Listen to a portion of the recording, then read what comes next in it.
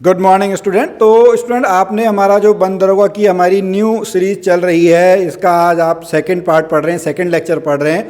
और मैं आपको बता दूं कि हम आपके लिए हमारी अपनी ऐप वेदा से लर्निंग ऐप पे वन दरोगा का एक न्यू फ्रेश कोर्स लेके आ रहे हैं। तो अगर आपको वह हमारा पेड कोर्स है, उस पेड कोर्स को अगर आपको ज्वाइन करना है तो आप हमारी ऐप को डाउनलोड कर सकते हैं। डिटेल्स आपको सारी वहाँ पर ऐप में मिल जाएंगी। नहीं तो अधिक जानकारी के लिए आप जो नीचे नंबर दिया हुआ है उस नंबर पर आप संपर्क कर सकते हैं। तो चलिए हम आज का लेक्चर शुरू करते हैं। अब हम चल देते हैं यहाँ पर अगला जो हमारा पार्ट है वो है वायुमंडल की भूमिका क्या है। जो एटमॉस्फेयर है, इस एटमॉस्फेयर का हमको फायदा क्या है। ये एटमॉस्फेयर क्या है, वायु का कुचालक है। हम जानते हैं वायु ऊष्मा की कुचालक है। वायुमंडल दिन के समय और वर्ष भर पृथ्वी के औसत तापमान को लगभग नियत रखता है। ठीक है, अगर वायुमंडल नहीं होता, जैसे यहाँ पर एक एग्जांपल आप देखिए चंद्रमा का देखिए, वहां पर कोई वायुमंडल नहीं है। वहां पर कितने से कितना है, -190 डिग्री से लेके 110 डिग्री के बीच में, मतलब गर्म भी है और ठंडा भी बहुत ज्यादा है। किसकी वजह से? वायुमंडल नहीं होने की वजह से। तो वायुमंडल क्या करता है? वायुमंडल औसत तापमान को नियत रखता है। यह दिन के समय तापमान में अचानक वृद्धि को रोकता है। रात के समय ऊष्मा को बाहरी अंतरिक्ष में जाने की दर को कम करता है, जिससे रात अत्यधिक ठंडी नहीं हो पाती है। यहाँ पर आपको समझना होगा, this is importance of atmosphere. ठीक है, इंपॉर्टेंस ऑफ एटमॉस्फेयर, ये सारी चीजें आपकी हो गई। अब यहां पर हम समझ लेते हैं कि जो हवा है वो हवा एक्चुअल में चल कैसे रही है। ठीक है, तो हवा चलती कैसे है हमको पता है। जो पृथ्वी पर सबसे जो प्राथमिक स्रोत है वो सूर्य है। ठीक है, सूरज से गर्मी मिली, गर्मी मिलने से क्या होता है, जो गर्म हवा है, यहाँ पे वायुमंडल गर्म होता गया। ये वायुमंडल गर्म हुआ तो जो गर्म हवा है वो गर्म हवा कहाँ चली गई? ऊपर को चली गई। ऊपर जाने पर वो हवा फिर से क्या हो गई? ठंडी हो गई। ठंडी होने के बाद फिर से कहाँ को आएगी? नीचे को आएगी। तो बस वो ऐसे ही एक साइकिल में घूमने में रहती है। सूरज की गर्मी की वजह से जो हवा गर्म होती है वह ऊपर की तरफ को चलती है। ऊपर जैसे जैसे जाती है ठंडी होती जाती है, वो वापस कहाँ को आ जाती है? नीचे को। तो इस तरीके से जो प्रेशर चेंज होता है, टेम्परेचर चेंज होता है, उसी से क्या चलती है? हवा चलती है। ठीक है, अब यहाँ पर थोड़ा सा ये प्रश्न देख लें, यहाँ से बन सकते हैं कि दिन के समय हवा की दिशा किधर की ओर को होती है। तो दिन के समय हवा की दिशा समुद्र से स्थल, मतलब भूमि की तरफ, जमीन की तरफ को। ठीक है, कहाँ की तरफ को होती है? जमीन की तरफ को होती है। दिन के समय हवा की दिशा समुद्र से स्थल की ओर होती है, क्योंकि स्थल के ऊपर की हवा जल्दी गर्म हो जाती है और ऊपर उठने लगती है। समझ में आया? ठीक रात के समय इसका उल्टा होता है। रात के समय हवा की दिशा स्थल से समुद्र की ओर होती है, क्योंकि रात के समय स्थल और समुद्र दोनों ठंडे होने लगते हैं। समझ में आया? इस तरीके से एक क्षेत्र से दूसरे क्षेत्रों में हवा की गति पवनों का निर्माण करती है। समझ लें कैसे जा रहा है। दिन के समय तो जाता है समुद्र से स्थल की तरफ, रात के समय स्थल से समुद्र की तरफ, वहां को जाता है। ये सारी चीजें हमको समझ में आ गई। अब हम चलते हैं वाटर वाले केस में। ये तो हमने एयर वाला केस पढ़ा, अब हम वाटर वाला केस पढ़ लेते हैं। वाटर वाले केस में हम यहाँ पर देखते हैं, ये भी बहुत महत्वपूर्ण है हमारे लिए भैया, जल। ठीक है, पृथ्वी की सतह के लगभग 75% भाग पर पानी विद्यमान है। कुछ लोग 78% कहते हैं, वो आप बिल्कुल समझ लें, उससे ज्यादा अंतर नहीं आता है। एक बार आप कंफर्म कर लेंगे। ठीक है, यह भूमि के अंदर भूमिगत जल के रूप में पाया जाता है। जल के स्रोत हैं सागर, नदियां, झरने, झील। जल की कुछ मात्रा जलवाष्प के रूप में वायुमंडल में भी पाई जाती है। अब जल की क्या आवश्यकता है? What is need of water? Water क्या करता है? हमारे शरीर के तापमान को नियंत्रित करता है, कंट्रोल करता है।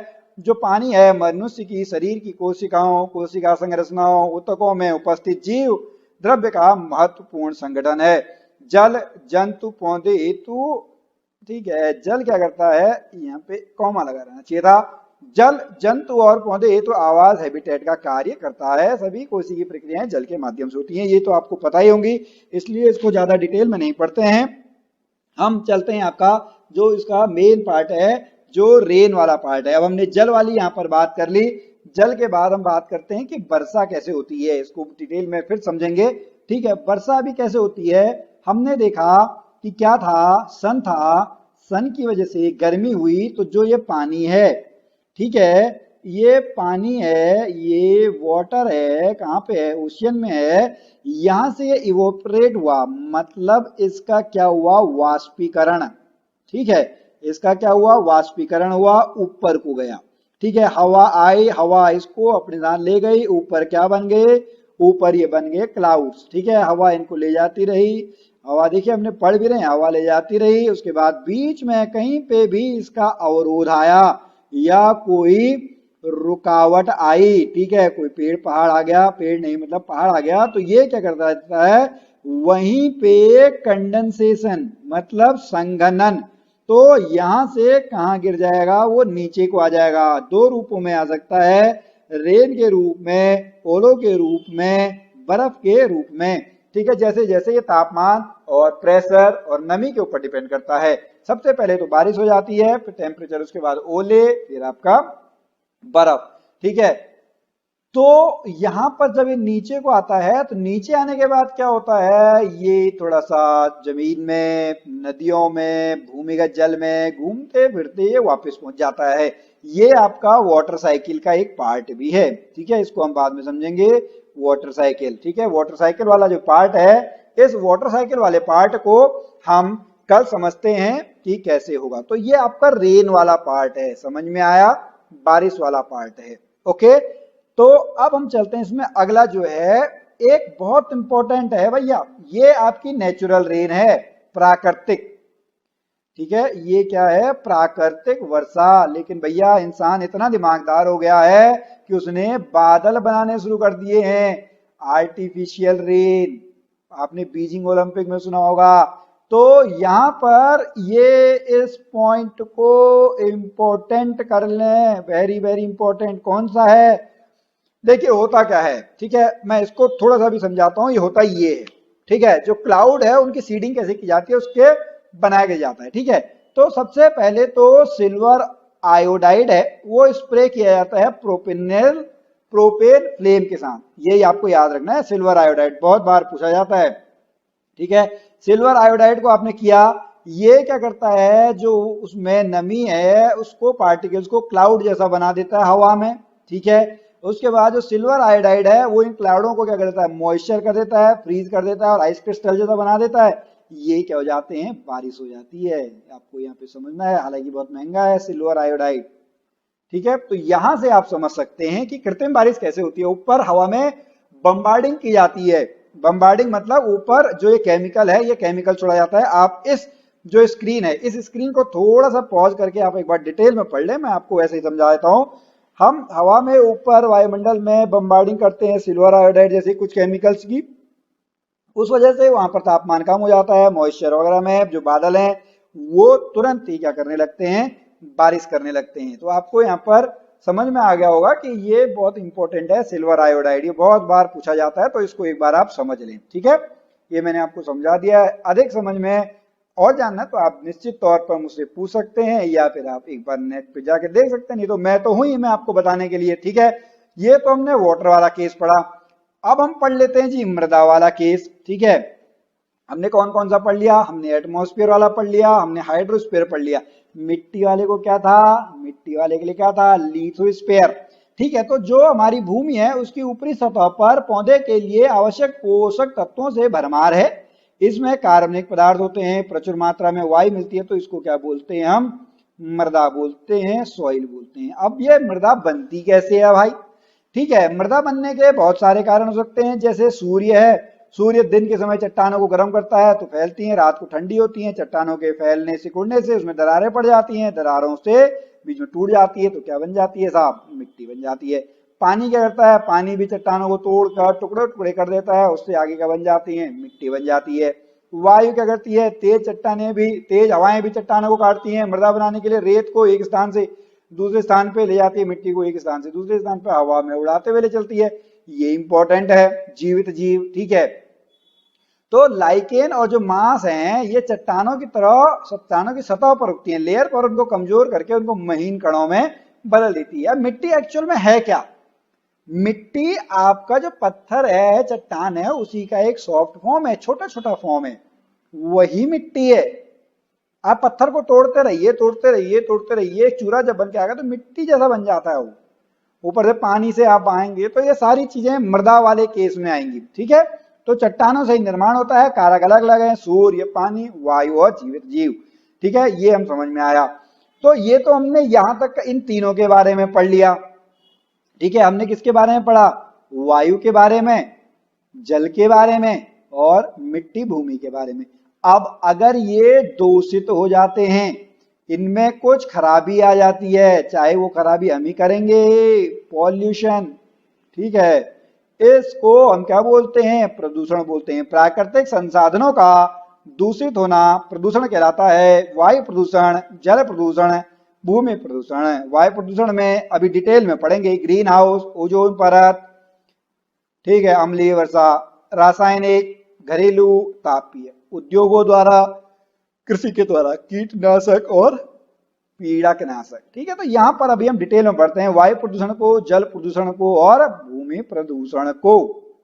ओके, तो एयर पॉल्यूशन आप देख रहे हैं ना, आपको अब क्या इसमें ज्यादा समझाने की जरूरत है नहीं, ठीक है, आपको सारी चीजें पता ही है क्या एयर पॉल्यूशन है।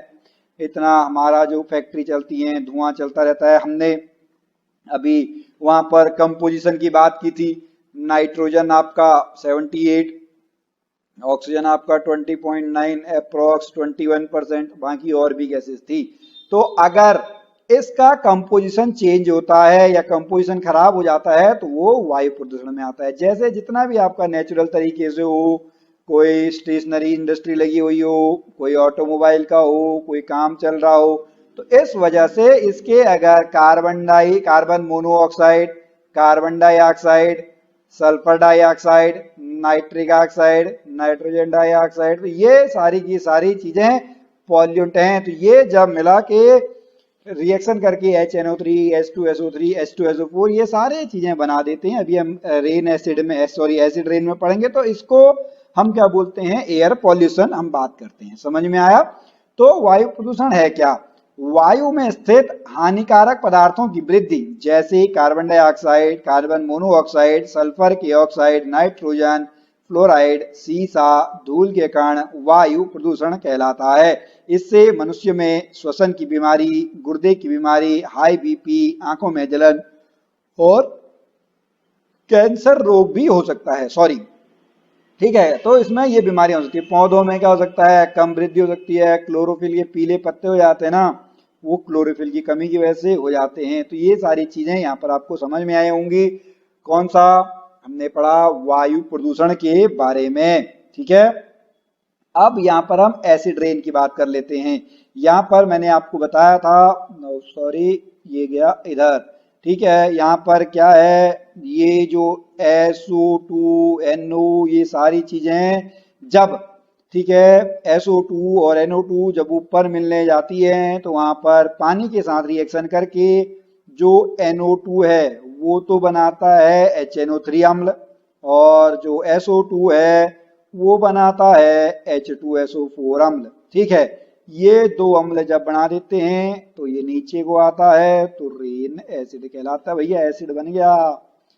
का जो आपका क्या था, हमने पढ़ा था ताजमहल वाला, कभी आपने पढ़ा? ताजमहल पीला होने लग गया था, किस वजह से? इस एसिड रेन की वजह से ही हो गया था।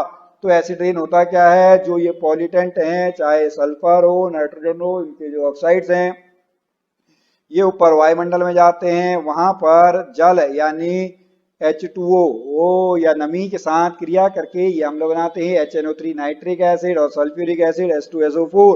उसके बाद जब ये बारिश होती है तो ये बारिश आपकी क्या है? ये H2SO4 HNO3 बनाती है, उसको नुकसान पहुंचाती है। इस तरीके की बारिश को हम बोलते हैं एसिड रेन।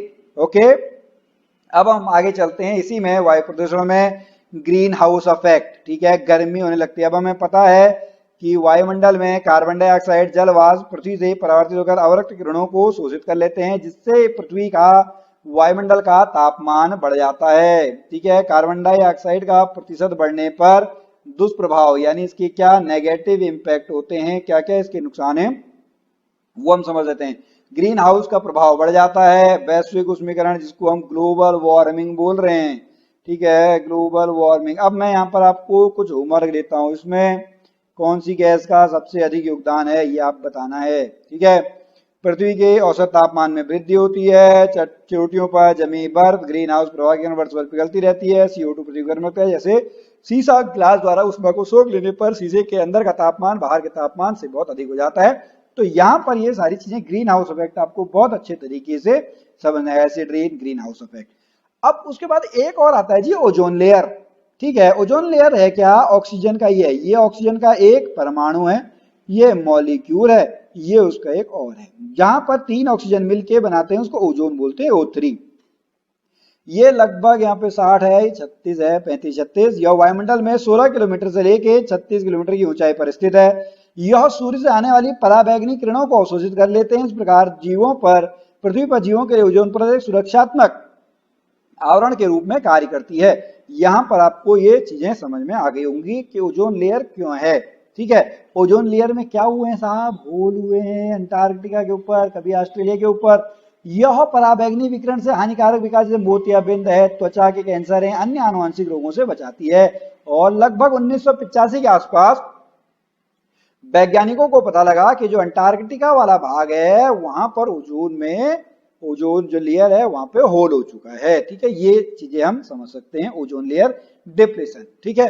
ओजोन लेयर के ह्रास होने के कारण ये पॉइंट आप बहुत याद कर लो जी, वेरी वेरी इंपॉर्टेंट, ठीक है। CFC क्लोरोफ्लोरोकार्बन बहुत बार पूछा जाता है, ठीक है। ये सबसे ज्यादा फ्रिज से निकलता है CFC, ओके। क्लोरोफ्लोरोकार्बन से, एरोसोल से, या जो सुपरसोनिक विमान है उनके ईंधनों के दहन से उत्पन्न पदार्थ और नाभिकीय विस्फोट भी ओजोन परत के ह्रास होने का कारण है। समझ में आ गया आपके, ओके। ओजोन लेयर जो डिप्लीशन है, ठीक है। अब स्मॉग पढ़ लेते हैं, जहां पे धुंध है भैया, धुंध क्या है, धुआं प्लस धुंध बराबर स्मॉग, ठीक है। स्मॉग किसी भी जलवायु में बन सकती है जहां पर वायु प्रदूषण हो, जैसे आपने कुछ टाइम पहले दिल्ली वाला केस सुना होगा, समझ में आया। धुआं और धूल मिलकर क्या बनाते हैं, स्मॉग बनाते हैं, ओके। तो दिल्ली में प्रदूषण की बहुत तरीके से चल रही थी।